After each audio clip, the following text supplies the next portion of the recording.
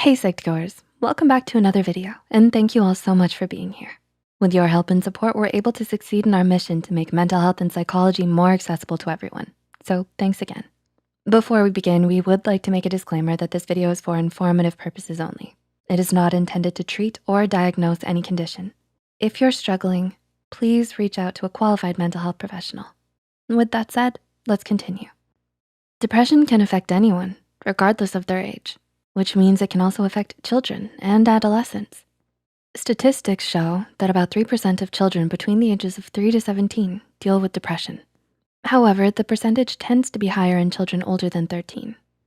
In the US alone, an estimated 3.2 million children and adolescents have had at least one major depressive episode, and 31.9% have had an anxiety episode. The causes of childhood depression can vary, but some are family history, bullying, environment, or family problems, physical illness, or stress. Despite common perception, children do experience stress, which can invariably, if left untreated, cause depression. Unlike in adults, depression in children presents itself differently. Symptoms vary from irritability to low energy. If symptoms last longer than 2 weeks, it's best to reach out to a healthcare provider. So here are 8 signs that signal childhood depression. Number 1, severe moodiness.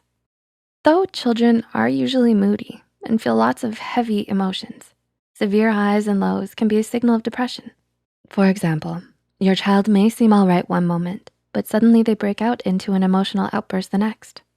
Though emotional outbursts usually have a trigger, like a broken toy, an emotional outburst without a defined trigger is a symptom of depression. They may be dealing with emotions that they don't know how to articulate, let alone cope with. Another sign of moodiness is irritability. They experience increased sensitivity and hence more bouts of irritability. This symptom can manifest itself through angry fights, increased emotional sensitivity, increased anxiety, or emotional numbness.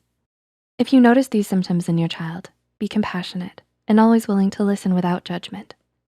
Puberty is difficult enough without having to deal with mental health issues. Number 2, low energy.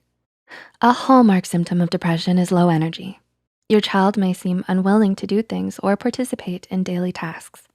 They exhibit lethargy or extreme fatigue.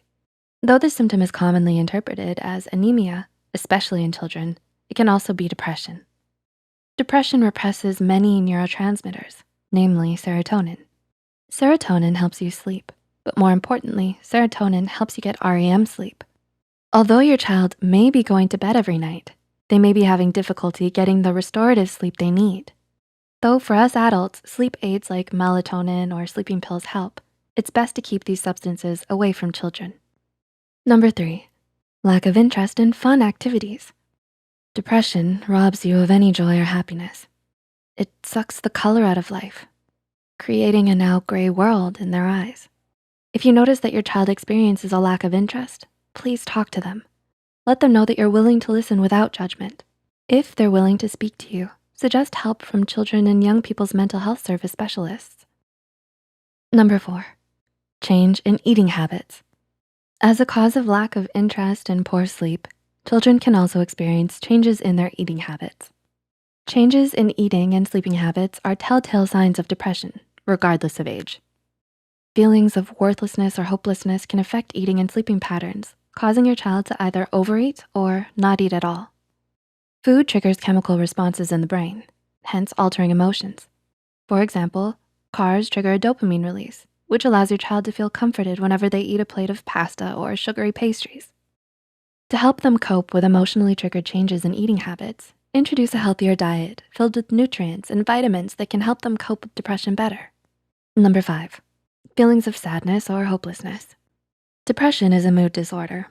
It almost acts like the Death Eaters in Azkaban prison.